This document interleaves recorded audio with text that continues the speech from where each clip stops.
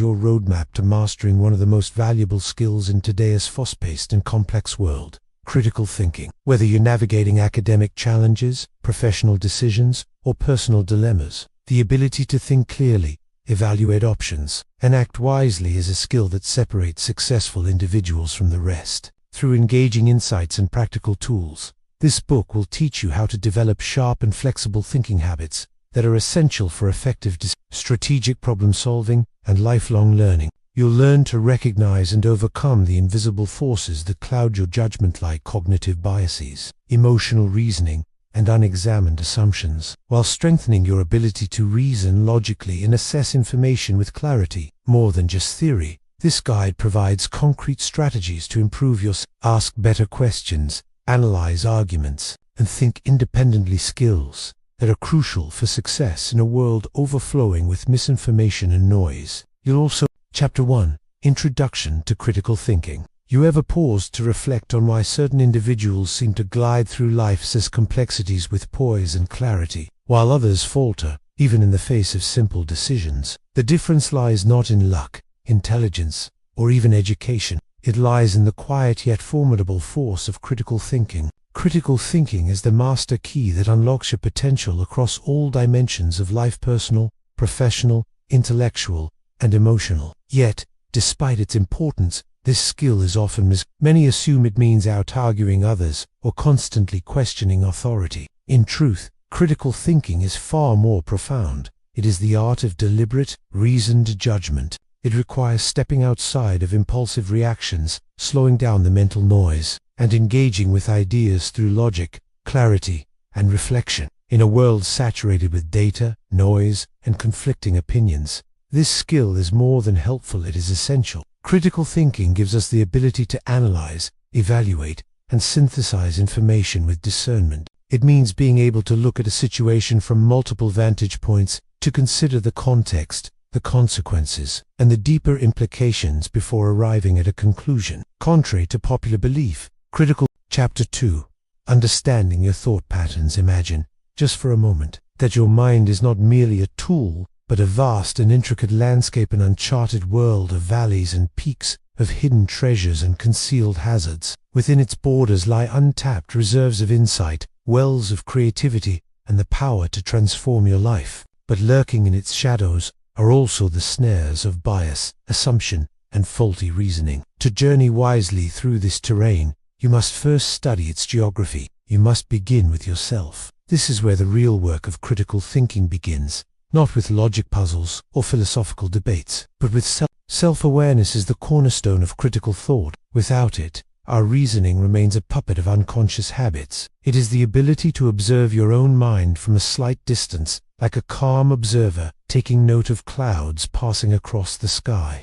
Through self-awareness, you become capable of recognizing your thought patterns, tracking emotional triggers, identifying cognitive strengths, and exposing the blind spots that distort your perception of reality. One of the most powerful tools to cultivate this awareness is mindfulness. Contrary to popular belief, mindfulness is not a spiritual luxury or a passive relaxation technique. It is a rigorous discipline, one that trains you to anchor your attention in the present moment, without judgment, without resistance. Even a few minutes of daily stillness, watching the rise and fall of your breath, the drift of your thoughts, can begin to shift how you relate to your own mind. In time, you'll start noticing how quickly you jump to conclusions, how emotions color your reasoning, and how often your thoughts follow familiar and unexamined grooves. Another deeply effective method for mapping your internal world is reflective journaling. When you put pen to paper, you externalize your thinking. You make the invisible visible. By recording your reactions, decisions, and emotional states, you create a mirror to examine yourself with greater clarity. Patterns begin to emerge. You may discover that you frequently assume the worst in uncertain situations, or that your decisions are often shaped by a need for external approval rather than internal alignment. These are revelations that can only emerge when you slow down long enough to listen. And yet, in this process of deepening awareness, you are bound to encounter uncomfortable truths. This is not a flaw in the process, it is the point. We are all prone to cognitive biases, those systematic errors in thinking that distort our reasoning and steer us toward flawed conclusions. These biases are not signs of stupidity. They are relics of evolution, mental shortcuts that once helped us survive, but now often mislead us in complex modern life. Consider confirmation bias, the tendency to favor information that supports our existing beliefs while ignoring evidence that contradicts them, or the availability heuristic where we overestimate the likelihood of events based on how easily examples come to mind. These distortions operate beneath our awareness unless we consciously illuminate them. To overcome these cognitive traps, we must be willing to scrutinize our own minds with honesty and with humility. This includes welcoming feedback from others. The mirror of self-reflection is powerful, but the perspective of a trusted friend, mentor, or colleague can reveal blind spots we simply cannot see on our own. It takes courage to ask, where am I not seeing clearly? But such questions are the birthplace of growth. Of course, there will be resistance. As you confront long-held beliefs or habits of mind, you may feel discomfort, even defensiveness. This is entirely natural. The mind resists change, just as the body resists strain. But growth never occurs without discomfort. In fact, the very discomfort you feel is a signal that transformation is underway. Embrace it not as a threat, but as an invitation to evolve. By the end of this chapter, you should have begun to trace the contours of your own mental landscape. You've taken the first, most essential step, cultivating the ability to observe your thoughts, rather than be ruled by them. But remember, this is just the beginning. In the chapters ahead, we will build upon this foundation. You will learn the timeless principles that underlie clear reasoning, effective argumentation, and sound decision. You'll begin to craft your own intellectual toolkit, a set of powerful practices to help you navigate even the most bewildering problems and questions. The terrain of your mind is no longer foreign. You have begun the exploration. Let us now press forward with clarity and purpose. Chapter 3. The Fundamentals of Critical Thinking. Picture yourself at the edge of a vast, uncharted wilderness. You stand still, gazing across the mysterious expanse before you. This terrain is your own mind. In your hand, you hold a map, the framework of critical thinking. But as any seasoned explorer knows, a map alone won't guide you to clarity. To truly navigate the inner landscape, you must also be equipped with the right tools and techniques. In this chapter, we begin assembling your intellectual toolkit. At its heart are two powerful instruments: logical reasoning and evidence thinking, the foundational pillars of all sound judgment. Logical reasoning is the backbone of critical thought. It is the disciplined process of drawing valid conclusions from clear premises. In essence, it's about constructing arguments that are internally coherent, rooted in evidence, and free from contradiction. While it may sound like the province of philosophers and mathematicians, you engage in logical reasoning more often than you realize. Take, for example, a classic therefore, Fluffy is a mammal. This is deductive reasoning, where a general principle is applied to a specific case to arrive at a logically necessary conclusion. It is precise, reliable, and incredibly useful. As you deepen your understanding, you'll learn to construct more nuanced arguments, to analyze the premises that underlie your conclusions, and to guard against subtle missteps in reasoning. These missteps, known as logical fallacies, are everywhere in politics, advertising, media, and often in our own conversations. Consider the ad hominem fallacy, where the focus shifts from the argument to the person making it, or the false dichotomy, which frames an issue as a choice between two extremes, ignoring the complex range of alternatives. Then there's the slippery slope, which assumes that one small step will lead inevitably to a cascade of negative consequences, with little evidence to support the claim. Learning to spot such fallacies empowers you to sharpen your own reasoning and to engage more critically with the world around you. But logic alone is not enough. To think critically, you must also commit to evidence-based thinking, the habit of grounding your conclusions in verifiable facts, sound data, and reliable sources. This means resisting the seductive pull of hearsay, emotion-driven narratives, or convenient anecdotes. It means asking, what do I know, and how do I know it? Evidence-based thinking demands intellectual rigor. It requires you to assess the quality of your sources, to distinguish between correlation and causation, to be skeptical of and perhaps, most importantly, to remain open to changing your mind when the evidence points in a new direction. Cultivating this approach to thinking is not just about technique. It is rooted in three vital attitudes: curiosity, the hunger to ask better questions, to explore unfamiliar ideas, and to investigate beyond surface appearances. Open-mindedness, the willingness to hear, consider, and evaluate views that challenge your existing beliefs. Intellectual humility, the deep awareness that your knowledge is always partial, and that wisdom often lies in admitting what you do not yet know. Together, these attitudes form what we might call the critical thinking mindset. It's a mindset that seeks clarity over certainty, questions over conclusions, and growth over ego. It allows you to remain steady amid complexity, to resist manipulation, and to dialogue meaningfully across difference. Of course, adopting this mindset is not without its difficulties. It demands that we confront our own blind spots, revise long-held beliefs, and even acknowledge when we've been wrong. These are not easy tasks, but they are transformative ones. The reward is not only sharper thinking, but a richer, more resilient way of engaging with the world. As we bring this chapter to a close, you now hold in your hands the essential tools of critical thought. You've been introduced to the power of logical reasoning and the integrity of evidence-based inquiry. You've glimpsed the importance of cultivating curiosity, open-mindedness, and humility. But this is only the beginning. In the next chapter, we'll dive into one of the most fascinating and dangerous obstacles to clear thinking: cognitive biases. These mental shortcuts shape our judgments in ways we often fail to see. To master critical thinking, we must first learn how our own minds deceive us and how to reclaim clarity from confusion. Let's continue the journey. Chapter 4. Overcoming cognitive biases. Imagine you're deep into a game of chess, confident in your strategy, planning 3 moves ahead. Suddenly, it dawns on you: half the pieces on your side of the board have been invisible from the start. You've been playing without full awareness of your position, and it's cost you. This, in essence, is the subtle yet profound challenge of cognitive biases. They're hidden forces shaping your decisions without your conscious consent. Cognitive biases are not signs of ignorance or intellectual weakness. On the contrary, they are the result of your brain's remarkable ability to process information quickly through mental shortcuts called heuristics. These shortcuts often help us navigate everyday life efficiently, but in more complex, high-stakes situations, especially those requiring nuanced judgments, same shortcuts can betray us. One of the most prevalent cognitive biases is confirmation bias, the tendency to seek out, interpret, and remember information that supports our pre-existing beliefs, while conveniently filtering out anything that contradicts them. It's why we often latch onto studies or headlines that reinforce our views, and discount or distrust opposing data. If you're convinced that a particular diet is superior, you'll likely share supportive articles enthusiastically, while dismissing or critiquing evidence that challenges that conviction.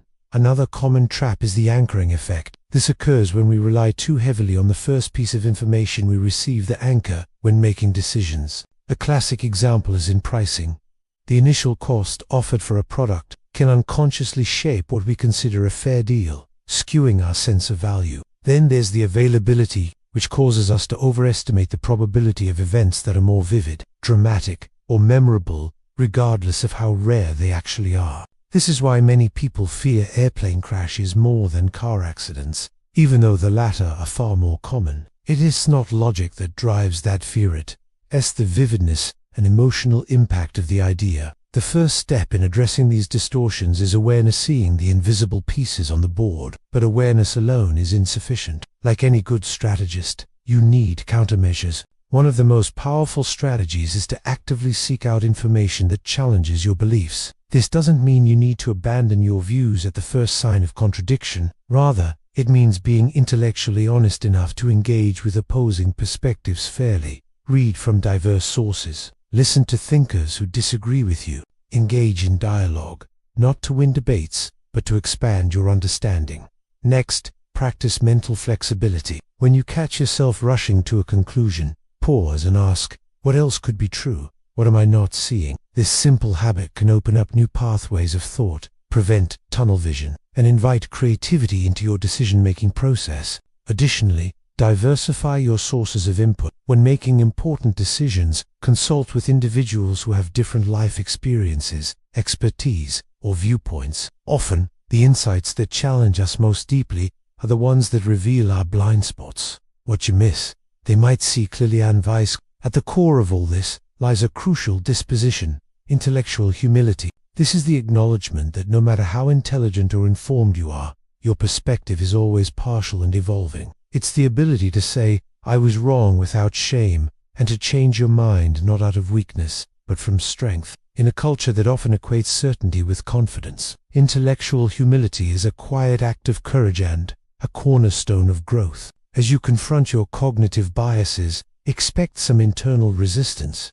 These habits of thought are deeply ingrained. Letting them go can feel disorienting, even threatening, but this very discomfort is a sign of progress. You're stepping beyond the comfortable boundaries of familiar thinking, and that's where transformation begins. By the end of this chapter, you should have a deeper understanding of the most common cognitive biases and the strategies required to neutralize them. You are learning to see more clearly, to think more flexibly, and to question your assumptions with both skepticism and curiosity. But understanding biases in theory is not the same as applying that insight in real-world scenarios. To truly master critical thinking, you must practice it under pressure when the stakes are high and clarity matters most. Are you ready to take that next step? In the following chapter, we'll dive into problem-solving, how to approach complex challenges methodically, how to break overwhelming problems into manageable parts, and how to generate innovative solutions with precision and creativity.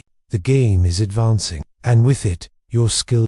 Chapter 5. Effective problem-solving techniques. Imagine standing before a massive, tangled, knot-tied, complex, and without an obvious beginning or end. At first glance, it feels overwhelming, maybe even impossible to untangle. Yet, with the right approach, even the most intricate knots can be loosened strand by strand. This knot is a metaphor for the challenges we encounter in life. Complex, layered, and often obscured by confusion. But problem solving is not about brute force. It's about precision, patience, and process. And with the right tools, you can transform complexity into clarity. In this chapter, we'll explore the essential strategies of effective problem-solving methods that will reshape how you approach obstacles, both big and small. 1. Define the problem clearly. Every successful solution begins with an accurate understanding of the problem. Often, what appears to be a single issue is actually a network of related challenges. Misdiagnosing the problem leads to ineffective answers. The first step, then, is to articulate the problem with clarity. This may require problem decomposition, the practice of breaking down a large, complex issue into smaller, more manageable parts. Like separating the strands of our metaphorical knot, decomposition allows you to work on each element systematically and with greater focus. 2. Gather information thoroughly. Once you've defined the core components of the problem, resist the urge to leap to a solution. First, gather information, a step too often rushed or skipped. Without a full grasp of the context and root causes, any solution is at best a guess. Cast your net wide. Seek input from diverse perspectives. Consult subject matter experts when possible. Review relevant data, look for patterns, and trace potential causes. A clear problem, plus good information, is the foundation of every wise decision. 3. Generate solutions creatively. With a solid understanding in place, it's time to generate solutions. This is where you must temporarily suspend judgment and allow creativity to take the lead. Brainstorming is a highly effective tool here, provided you give yourself permission to think freely. Don't dismiss ideas too early, even those that seem impractical or unconventional. Often, the most innovative solutions are born from ideas that first appear outlandish. Divergent thinking expands the range of possibilities, making it more likely that one of them will strike the right chord. 4. Evaluate options objectively. Next comes evaluation. Here, your critical thinking skills step fully into the spotlight. Scrutinize each idea carefully.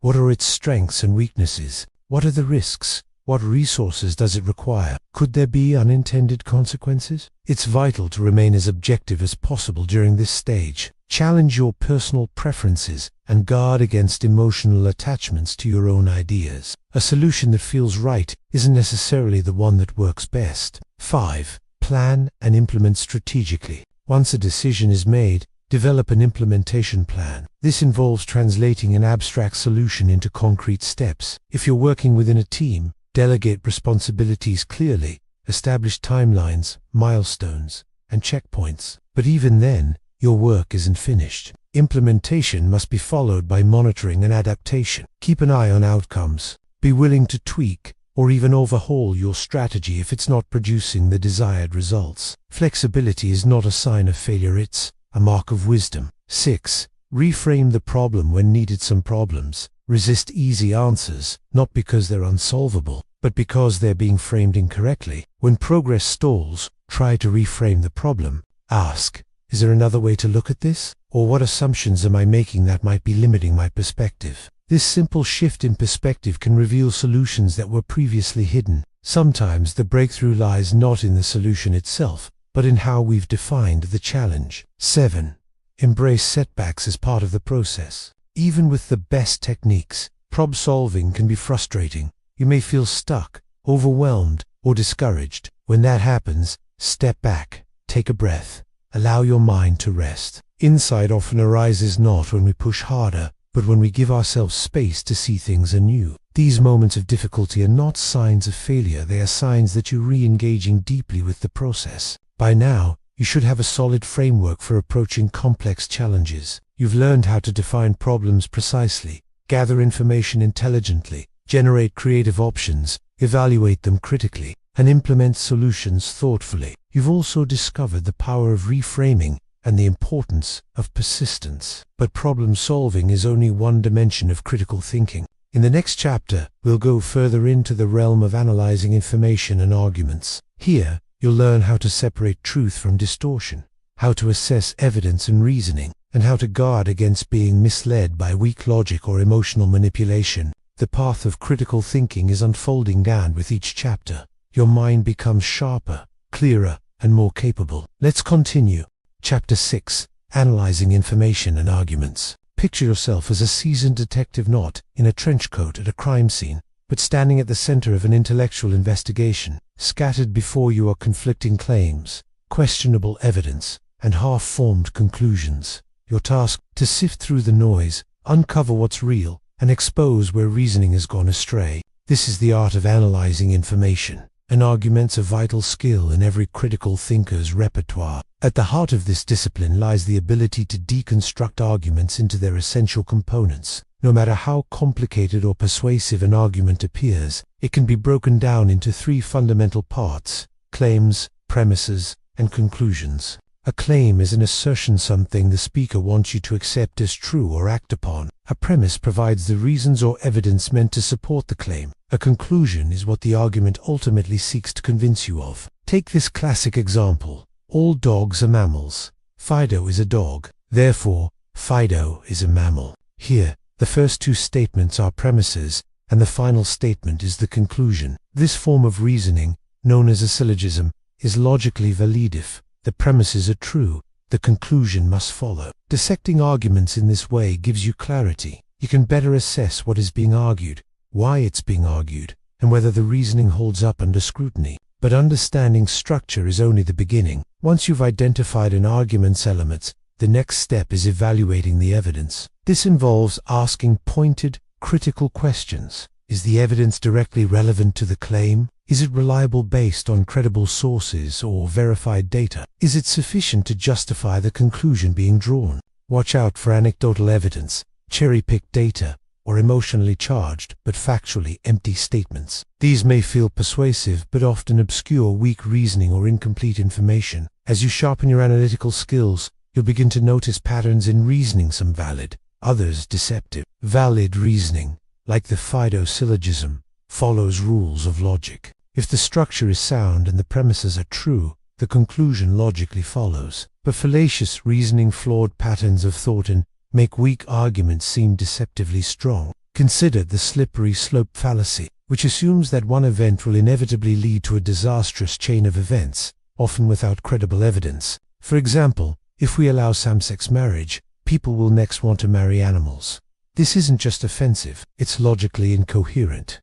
The argument collapses under critical scrutiny. Another common error is confusing correlation with causation. Just because two things happen together doesn't mean one caused the other. Ice cream sales and drowning incidents may rise together in summer, but that doesn't mean one causes the other. Always look for underlying variables that may be influencing both. Equally important is the ability to detect hidden assumptions or unstated premises, the invisible scaffolding that many arguments rest upon. For instance, Someone might argue, we should cut taxes to stimulate economic growth. This assumes that tax cuts always lead to growth, a claim worth examining, not accepting at face value. Recognizing what's not said can be as powerful as parsing what is. Many arguments hinge on values, beliefs, or generalizations left unspoken. A critical thinker makes those assumptions explicit and then evaluates their validity. The best way to strengthen this skill is through daily practice. Apply it in real time.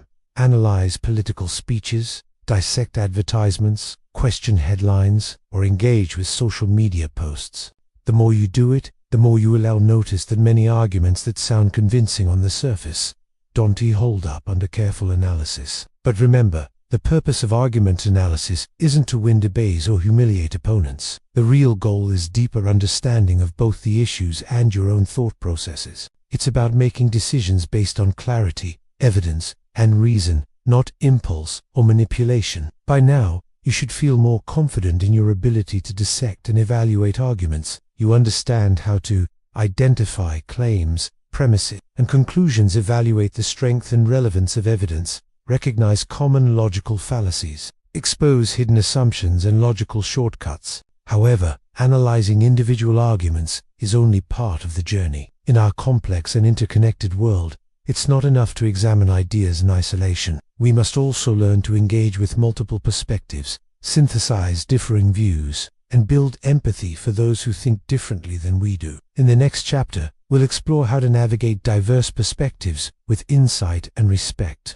You'll learn strategies for expanding your worldview, integrating complexity, and using empathy, not just analysis, as a tool for clearer, more compassionate thinking. Chapter 7. Engaging with diverse perspectives. Imagine walking into a room where each wall is painted a different color, each hue representing a distinct worldview. As you move through the space, your perspective shifts, colors blend, contrast, and reconfigure, revealing patterns and combinations that weren't visible from your initial vantage point. This room is a metaphor for the modern world, multifaceted, complex, and rich with diverse perspectives that shape how individuals interpret reality. In this chapter, we explore why engaging with a diversity of viewpoints isn't merely an intellectual a cornerstone of critical thinking. In a world as interconnected as ours, the ability to understand and incorporate different perspectives is what separates narrow thinking from wisdom, rigidity from resilience. The transformative power of diverse viewpoints, encountering alternative viewpoints, forces us to reevaluate our assumptions, question our cognitive habits, and broaden our mental horizons. Just as a painter enriches their canvas by mixing new pigments, we deepen our understanding when we add new colors of thought to our mental palette. Research consistently shows that diverse perspectives lead to better increased innovation, and more nuanced problems. Why? Because complexity requires complexity. Singular viewpoints often produce simplistic answers. A chorus of well-reasoned voices produces solutions with depth. Yet embracing difference is not always comfortable. Embracing discomfort is growth. To truly engage with perspectives different from our own, we must venture beyond the familiar. This may involve confronting beliefs that feel sacred or hearing viewpoints that conflict with our values. The emotional discomfort this provokes is not a sign of failure or danger. It is often the signal of intellectual growth. Growth requires us to tolerate ambiguity, sit with disagreement, and practice humility. As challenging as this can be, it is in the tension between ideas that new understanding is forged. Deliberate exposure to contrasting ideas. One of the most effective ways to expand your thinking is to intentionally seek out views that challenge your own. If you lean progressive, read conservative commentary. If you're a technologist, explore perspectives from philosophy, literature, or history. This practice isn't about conversion, it's about comprehension. The goal is not to agree with every position, but to understand the logic, values, and experiences that lead others to hold them. This process makes your own thinking more resilient because it becomes informed, tempered, and tested against difference. Active listening and empathy. Engaging with other perspectives means more than just hearing words. It requires active listening, the discipline of setting aside your inner monologue to fully absorb what someone else is communicating. Listen not to respond, but to understand. Ask yourself, what life experiences have shaped this person's view? What values do they hold dear? What fears or hopes lie beneath their words? These questions cultivate empathy, which is the gateway to true understanding. Empathy doesn't require agreement. It asks only that you see the humanity in those with whom you differ. The practice of steelmanning, powerful intellectual technique for engaging with opposing views, is the art of the opposite of the common straw man fallacy. While a straw man argument distorts an opposing view into a caricature, steelmanning involves articulating the strongest, most coherent version of an argument you disagree with. This practice forces you to step inside another person's reasoning, and it strengthens your own critical thinking by ensuring that your conclusions can withstand the best objections, not just the weakest ones. Integrating multiple viewpoints into decision-making. As you grow more adept at considering diverse perspectives, your decisions become both more complex and more comprehensive. You'll find yourself weighing factors that previously escaped your notice, questioning your first impulses, and seeing consequences through the eyes of others. One helpful method for this process is to play devil's advocate, either with yourself or in a team setting. Take your favorite solution and argue against it, or assign others to defend competing options. This exercise reveals hidden weaknesses and sharpens the final decision. Crucially, engaging with multiple viewpoints doesn't mean abandoning your own values. It means tempering conviction with reflection. It's not relativism, it's intellectual maturity, holding beliefs with confidence and openness. True open-mindedness is not the absence of belief, but the ability to hold beliefs lightly enough to re-examine them when new evidence or compelling arguments arise. It means valuing truth over ego, insight over tribal loyalty. The goal isn't to dissolve all differences into a vague consensus. Rather, it is to build informed convictions, grounded in evidence, and strengthened by exposure to thoughtful dissent. As we close this chapter, you now have a deeper appreciation for the power of diverse perspectives, not as obstacles, but as opportunities for intellectual enrichment and personal growth. You've learned the importance of active listening, practicing empathy, seeking out dissent, steelmanning opposing arguments, integrating multiple viewpoints into your decision-making. But understanding viewpoints is only part of the equation. Making sound decisions, especially under uncertainty, requires additional tools that allow you to weigh outcomes, anticipate risks, and act with clarity. In the next chapter, we'll explore decision-making strategies designed to guide you through both everyday dilemmas and high-stakes choices. Whether you're navigating your career, relationships, or personal goals, these strategies will help you choose, not just wisely, but wisely in context. Let's continue.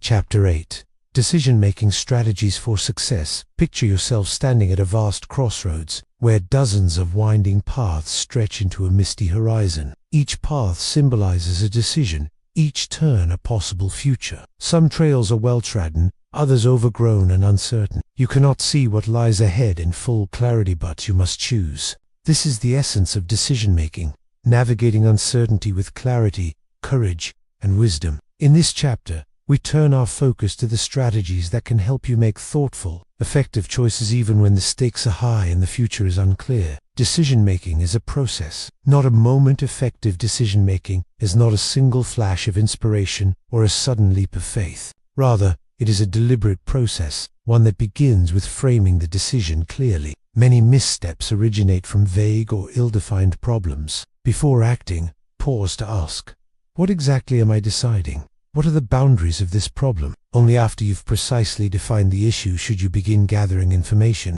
It's tempting to rush ahead, but true wisdom demands that we first understand the terrain before plotting a route. Evaluating options with depth and creativity. Once the groundwork is laid, your next task is to explore possible solutions. Too often, we fixate on obvious options and overlook more creative or unconventional paths. Expand your possibilities. Ask, what haven't I considered? What would someone with a completely different background propose here? Now, begin evaluating each option not just on surface appeal, but on its short and long-term consequences. Will this choice align with your core values? How will it affect your future self? One helpful tool is the decision matrix, which allows you to weigh multiple options against specific criteria such as costs, time, risk, alignment with goals, or emotional impact. By assigning values and analyzing the trade-offs, you make the abstract concrete and the complex manageable. Balancing logic and intuition. While data and analysis are vital, don't underestimate the role of intuition. Intuition, ISNT.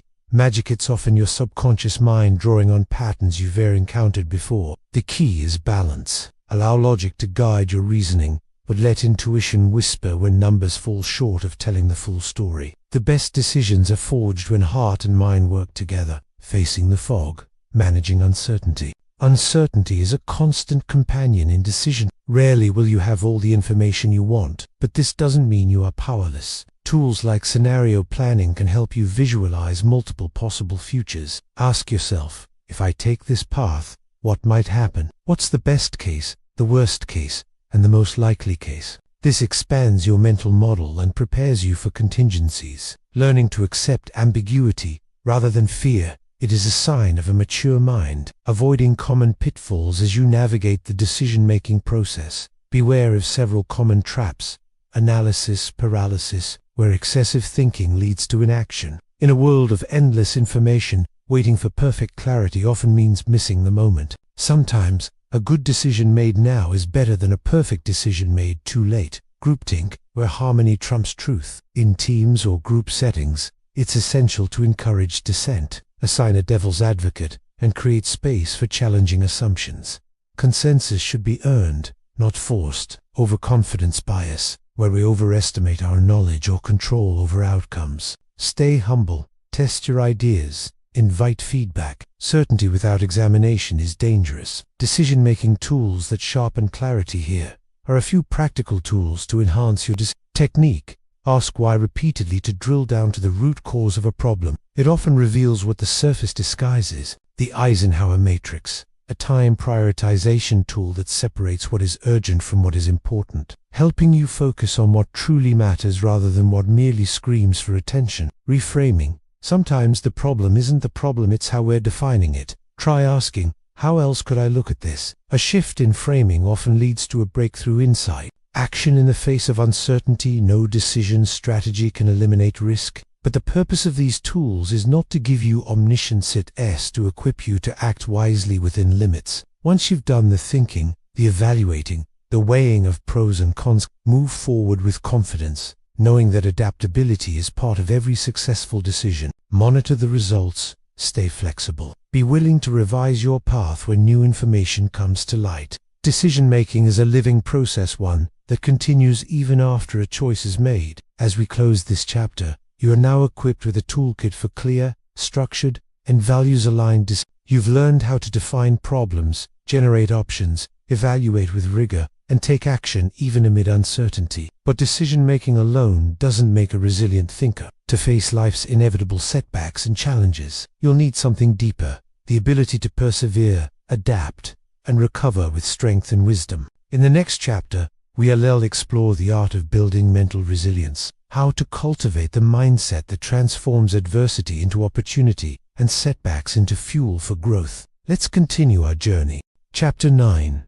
Building mental resilience. Imagine yourself as a mighty oak rooted deep in the earth. Around you, a tempest rages, lightning crackles, winds roar, and rain lashes from all directions, yet you stand firm. You bend, but you do not break. This is the essence of mental resilience, the inner strength that allows us to endure life, its fiercest storms, and emerge from them stronger, wiser, and more grounded. In this chapter, we'll explore how to cultivate this vital trait, not merely to survive, but to thrive in the face of adversity. Mental resilience is not about putting on a brave face or suppressing our feelings. It's not stoicism in the absence of vulnerability. Rather, it is the dynamic, learnable ability to adapt, recover, and grow through hardship, uncertainty, and stress, the emotional core of resilience.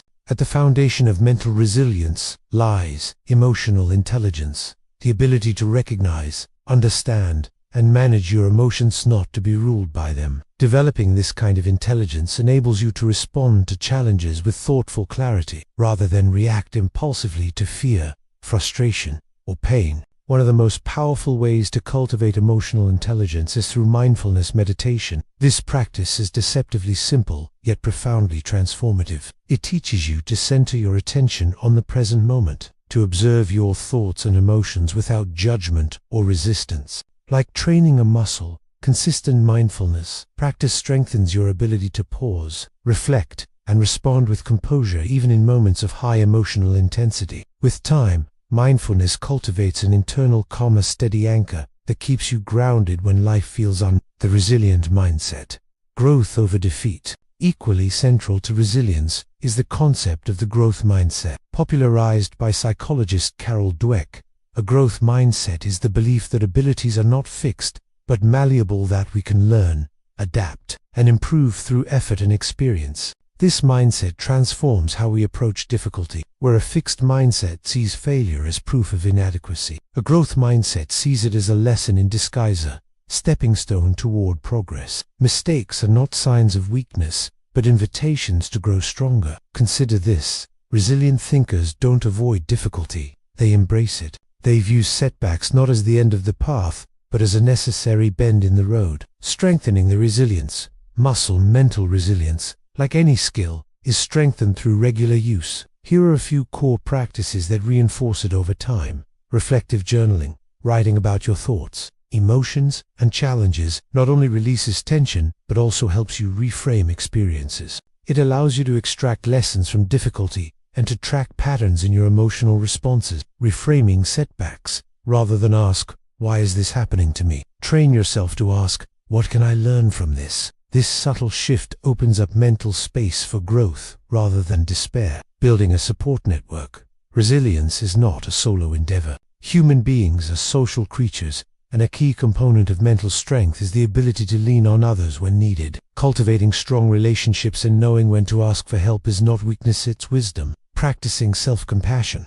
Harsh self-criticism in moments of failure only deepens despair. Resilient individuals show themselves the same kindness they would extend to a close friend. They forgive themselves, adjust their course, and move forward. From endurance to transformation, true resilience is not about returning to who you were before a hardship. It's about becoming someone wiser and more capable because of it. It is transformational, not just restorative. This chapter has offered tools and perspectives to help you weather life's inevitable storms. But more than that, it has encouraged a shift in how you see struggle itself, not as a detour, but as part of the journey of becoming. As we close this chapter, you now carry with you the seeds of resilience. Emotional intelligence, a growth mindset, the ability to reframe setbacks, and the grace of self-compassion. When nurtured, these qualities form the psychological armor that protects your critical thinking and preserves your well-being. But there is one final piece to the puzzle. To live as a fully awakened critical thinker,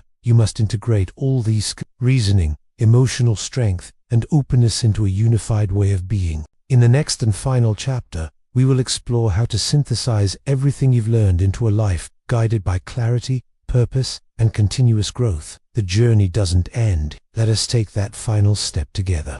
This powerful and transformative guide is your roadmap to mastering one of the most valuable skills in today's fast-paced and complex world: critical thinking. Whether you're navigating academic challenges, professional decisions, or personal dilemmas, the ability to think clearly, evaluate options, and act wisely is a skill that separates successful individuals from the rest. Through engaging insights and practical tools, this book will teach you how to develop sharp and flexible thinking habits that are essential for effective strategic problem solving and lifelong learning. You'll learn to recognize and overcome the invisible